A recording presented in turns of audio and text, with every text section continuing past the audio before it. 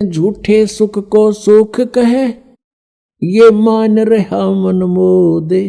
ये सकल तबीना काल का भाई, कुछ मुख में कुछ गोद। झूठे सुख को सुख कहे। झूठा सुख क्या है? पुत्र हो जा, पुत्री होगी, एक कार हो, एक कोठी हो जा, और फिर कोई पोस्ट मिले, या तो कोई अधिकारी ऊंचा बन जाऊं, या फिर कोई एमएलए, एमपी, मंत्री, मुख्यमंत्री, प्रधानमंत्री बनूं, ये आशा रहती है। और परमात्मा कहते हैं यहां 21 ब्रह्मांड में जिस तरीके से तू सुख ढूंढ रहा है, इस सुख नहीं है। और सुख भी कैसे होगा? जिन वस्तुओं को तू संग्रह करके प्राप्त करने की इच्छा से और संग्रह करता है, वो सुखदायी नहीं है। निर्धन सोचता है धनवान सुखी, धनवान को सोपन में भी सुख नहीं है। उसका बहुत बड़ा व्यवसाय होता है, पता नहीं कहाँ घाटा हो रहा है, कहीं लाभ हो रहा है। रात और दिन उसी चिंता में, टेंशन में वो सो जाता है, नींद भी नहीं आती है, फिर उठ जाता है। अब धनवान सोचता है ये राजा लोग सुखी होंगे, मंत्री, मुख्यमंत्री, प्रधानमंत्री, एमएलए, एमपी, इनको स्वप्न में भी सुख नहीं है।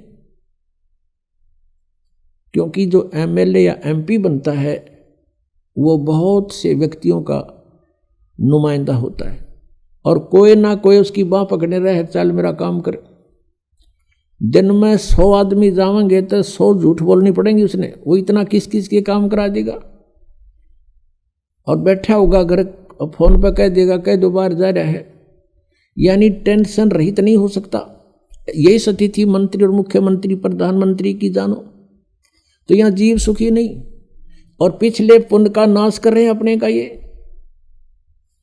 अब परमात्मा कहते हैं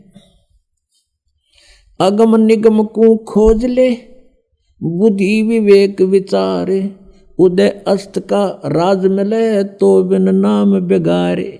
ओए होए, तुम तो एक एमएलए, एमपी, सरपंच बन गए, इसम का आंख पीटने लग गए। कहते हैं उदय अस्त का राज तुम्हें दे दे, और यदि यह भक्ति तुम्हारे पास नहीं है तो तुम बेगार कर रहे हो। बेगार, बेगार की परिभाषा बताते हैं। एक समय एक टेम्पू वाला प्रतिदिन सवारी लेने आता था, वो एक दिन नहीं आया। अगले दिन उसके साथियों ने पूछा कि दूसरे जो टेम्पू वाले थे कि कल नहीं आया, क्या कारण था, कुशल तो है? उसने बताया कल मैं बेगार में फंस गया था।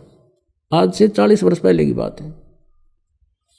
उस समय क्या होता था, पुलिस वालों के पास कन्वेंस नहीं होते थे थानों में, और वो किसी ऐसे ही ट्रैफिक में से किसी की कोई जीप पकड़ दी, या कोई बड़ा 3 व्हीलर था वो पकड़ लिया, उसको ले गए कहीं रेड लगाने के लिए, मुर्जिम पकड़ने के लिए, या कहीं उन्होंने छापा मारना होता है, रेड डालनी होती है, वहाँ ले गए।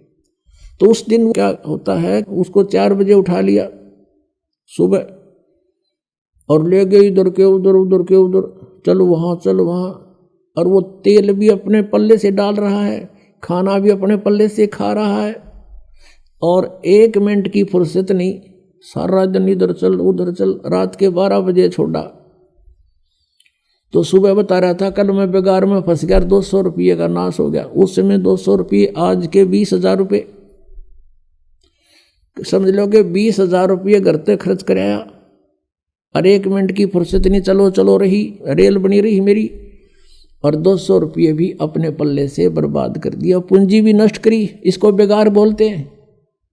यानी इनकम हुई नहीं और खर्चा खूब, 1 मिनट चैन नहीं, समय नहीं, कहीं भी रेस्ट नहीं। तो ऐसे ये उदय अस्त का राज भी किसी को मिल जाए पूरी पृथ्वी का, वो राजा भी ऐसे बेगार कर रहा है, क्योंकि वो अपनी पिछली पूंजी को बर्बाद कर रहा है, और चैन 1 मिनट की नहीं उसने।